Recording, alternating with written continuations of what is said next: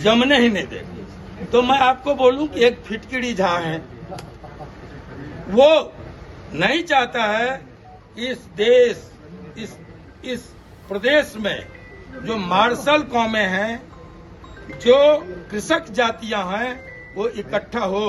Agent बन के पार्टियों में बैठे हुए हैं। किसके एजेंट है सर? और किनके एजेंट? और किसके होंगे? जिनका केंद्र में सरकार है उनके एजेंट हैं। इनके बड़े पिताजी का, मैं इनके बड़े पिताजी की कहानी जानता हूं, आप नहीं जानते तो जान लीजिए, बहुत बड़े सोशलिस्ट थे। नमस्कार, आप देख रहे न्यूज फॉर नेशन और मैं स्वाति पांडे आपके साथ। आनंद मोहन ने मनोज झा को फिटकिरी झा बता दिया। इतना ही नहीं, उनके खानदान की भी याद दिला दी। दरअसल इन दिनों बिहार की राजनीति गरमाई हुई है। खुद राजद जो है वो एक दूसरे, राजद के जो नेता है वो एक दूसरे पर भिड़े हुए हैं। एक तरफ मनोज झा राज्यसभा में ठाकुरों को लेकर के एक कविता का पाठ करते हैं, उसमें ठाकुर का कुआं और तमाम ऐसे शब्दों का प्रयोग करते हैं, जिसके बाद चेतन आनंद की प्रतिक्रिया सामने आती है। बता दें कि अब इसमें आनंद मोहन ने भी बड़ा बयान दिया है। उन्होंने कहा है कि फिटकिरी को जानते हैं ना आप, फिटकिरी भले ही कीटाणुनाशक है लेकिन वो दूध में पड़ता है तो दूध को फाड़ देता है, और ये मनोज झा वही है। ये राजद को फाड़ने में लगे हुए हैं, राजद को बर्बाद करने में लगे हुए हैं। उन्होंने कहा कि मनोज झा जो है वो दरअसल मनोज झा को आनंद मोहन ने एजेंट करार कर दिया। उन्होंने कहा कि वो एजेंट है। जब मीडिया उनसे सवाल पूछती है कि किसके एजेंट, तो मनोज झा तो आनंद मोहन कहते हैं अरे आपको तो पता ही होगा, ये तो बीजेपी के एजेंट है।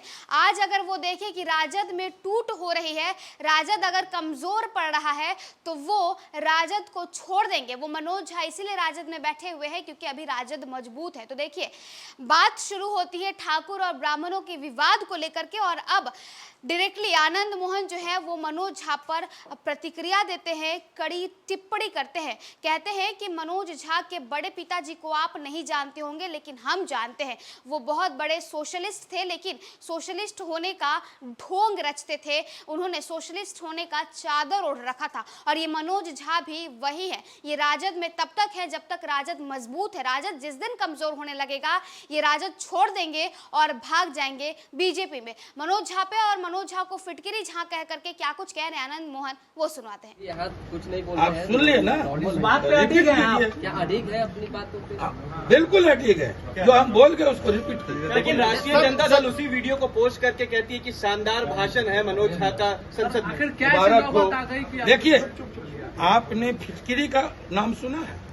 पहले लोग दाढ़ी बनाते थे तो फिटकिरी का इस्तेमाल करते थे, सेब के बाद करते थे ना। आप उस फिटकिरी का एक काम है, एक बड़ा काम है। एक तो ये कीटाणुनाशक है, और दूसरा काम क्या है कि 1 टन 1 क्विंटल आप 1 ड्रम दूध ले लीजिए, 1 ढेला फिटकिरी उसमें डाल दीजिए, दूध फट जाएगा, जमने ही नहीं देगा। तो मैं आपको बोलूं कि एक फिटकिरी झा है, वो नहीं चाहता है इस देश इस प्रदेश में जो मार्शल कौमें हैं, जो कृषक जातियां हैं, वो इकट्ठा हो।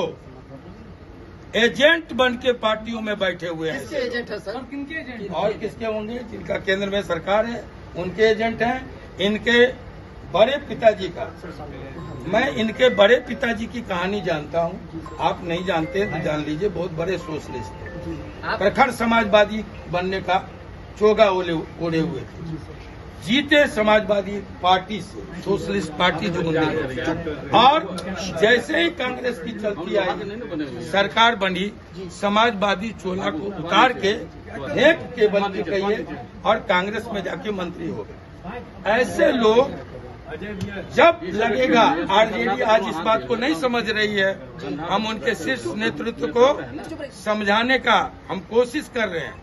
ऐसे लोग तभी तक हैं, न इसके पहले थे और न इसके बाद रहेंगे।